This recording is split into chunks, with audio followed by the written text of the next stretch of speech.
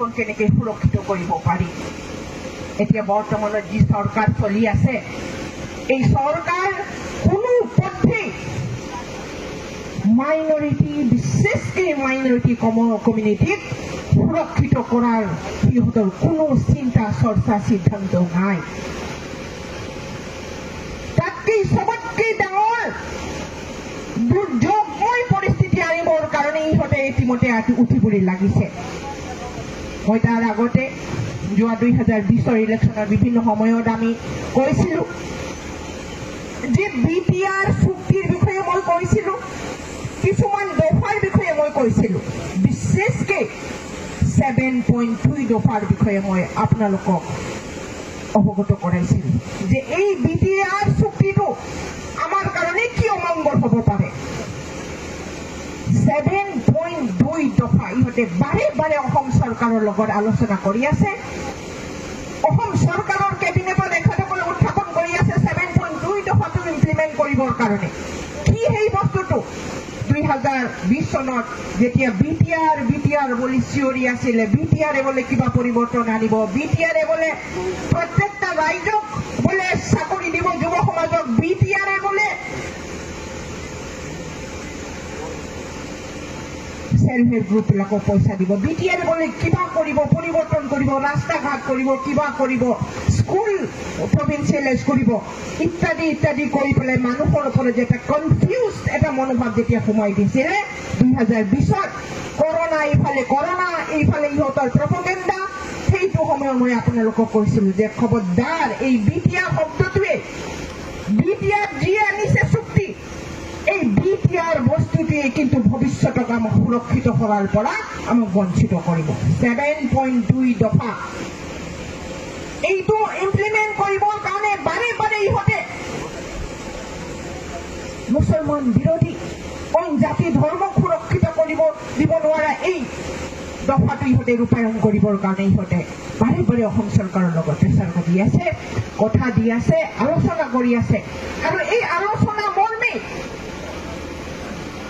যোৱা দুটামান কেবিনেটৰ আগতে এটা সিদ্ধান্ত লোৱা হৈছে, যিটো সিদ্ধান্তৰ ফলস্বৰূপ আপোনালোকে চবে জানে যে উচ্ছেদৰ কাৰণে বিভিন্ন প্ৰত্যেক দিনেই নতুনকৈ উচ্ছেদৰ এটা লিষ্ট ইহঁতে কৰিবলৈ তৈয়াৰ কৰিছে। আৰু আমাৰ মাইনৰিটি কমিউনিটিৰ মাজত ভয় ভীতি, এটা অসুৰক্ষিত, এটা অশান্তিময় পৰিৱেশ সৃষ্টি কৰি ইহঁতে লম্পজম্প মাৰি আছে। 7.2 দফা মতেই সিহঁতে নাদ, বিল, চৰকাৰী ভূমি ইত্যাদি ইত্যাদি নিজৰ কব্জাত কৰি তাৰ পৰা মানুহক, আমাৰ দুখীয়া মানুহ বিশেষকৈ ধৰ্মাৱলম্বী মানুহবিলাকক উচ্ছেদ কৰিবৰ কাৰণে সিহঁতে সিদ্ধান্ত গ্ৰহণ কৰিছে। অসম চৰকাৰলৈকে গৈ পাইছে, অসম চৰকাৰক প্ৰেচাৰ দিছে। গতিকে এই কথাবিলাক আমি ৰাইজক জনাব লাগিব, আমি অৱগত হ'ব লাগিব। কৰ্মী হিচাপে আমি পুৰা আত্মবিশ্বাসেৰে এই কথাটো ৰাইজৰ সন্মুখত লৈ যাব লাগিব। আৰু মই জানো যে এই সকলোবিলাক কথা ইতিমধ্যে আমাৰ মাইনৰিটি মুছলমান মানুহবিলাকে সংযম আৰু এখেতসকলে অৱগত। আৰু এই অৱগত হোৱাৰ কাৰণে প্ৰত্যেকটা চুকে কোণে আজি মাইনৰিটি মানুহবিলাকৰ পৰা আৱাজ আহিছে যে BTF সৰ্বশ্ৰেষ্ঠ। 2003 যি চুক্তি হৈছিলে, সেই চুক্তিতহে আমি সুৰক্ষিত। সেই চুক্তিত আমি প্ৰত্যেকজন নাগৰিকে, ভাৰতীয় নাগৰিক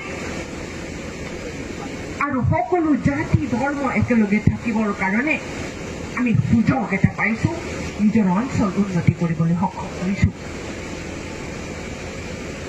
এই কথাটো আমি প্ৰত্যেকজন মাইনৰিটি মানুহে আজি অৱগত হৈছে।